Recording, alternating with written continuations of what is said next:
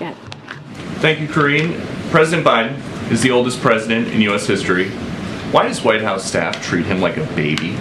No one treats the President of the United States, the Commander-in-Chief, like a baby. So there's this book that says, that's ridiculous. When staff that's a ridiculous back claim. What sounded like a call for regime change in Russia, the president, quote, rather than owning his failure, he fumed to friends about how he was treated like a toddler. Was John Kennedy ever babied like that? So look, I'll say this.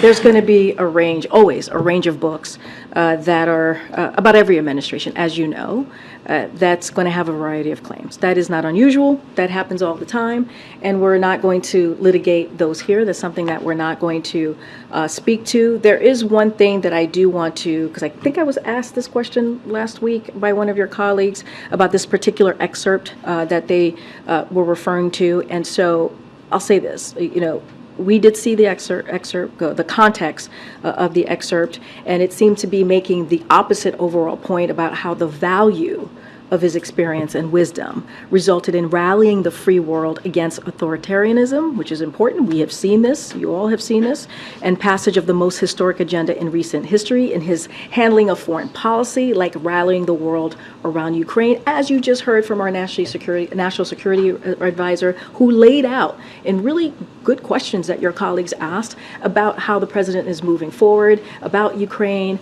about kind of leading into these conversations that he's going to be having at the G20. Why do you think it is that in a Wall Street Journal poll, 2/3 of Democrats think President Biden is too old to run again? Look, here's what I know. Here's what I can speak to. I can speak to that a president who has wisdom. I can speak to a president who has experience. I can speak to a president who has done has taken historic action and has delivered in historic pieces of legislation. And that's important. When the last guy who was in the Oval Office talked about infrastructure week, it was a joke.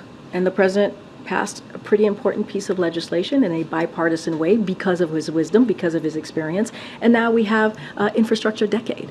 And it doesn't stop there. It starts last week. We talked about how the president beat Big Pharma, something that elected officials and politicians have been trying to do for 33 years, and he's been able to do that. And we introduced the first tranche, the first 10 drugs that Medicare can now negotiate on, right? And it's going to save money for our seniors, for Americans across the country. The gentleman that introduced the president, Stephen, who's 71 years old, paying $16,000 a month, $16,000 a month, just to stay alive because he had cancer and diabetes.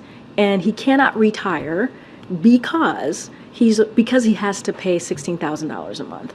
And because of the work that this president has done, he doesn't have to do that anymore. And I'll say one last thing. I know you have a follow-up, probably about 5 more, but let me just say this one last thing, is that the interesting thing about this is that the president has done these historic pieces of legislation, whether it's the bipartisan infrastructure legislation, whether it's the American Rescue Plan, whether it's CHIPS and Science Act, whether it's the Inflation Reduction Act. There are some Republicans, right, in the House, in the Senate, that did not vote for any of these legislations that I just laid out, who go back to their state, go back to their district, and take credit for something that the president did. So this is not unusual. They did this in 2019, they did this in 2020, and they did this in 2022, and the president continues to prevail.